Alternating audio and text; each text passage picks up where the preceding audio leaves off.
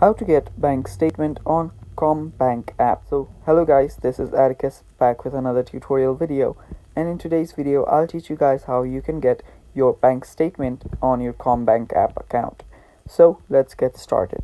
So first things first, just open up the app. After you open it up, tap on log on to log in into your account. After you log into it, what you need to do is you need to go to account section, that is on the bottom right here.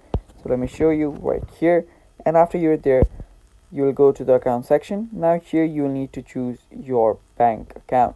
So after you choose your bank, after you do that, just go to your statements. Now here what will happen is you'll go to account details, and there after details you'll see a statement option.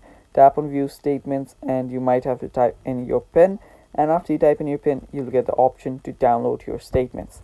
So just tap on download, and after you download it you will have gotten your bank statement from your CommBank, and that is basically it. So yeah, that is all for this video guys. That is how you download and view bank statement on your CommBank.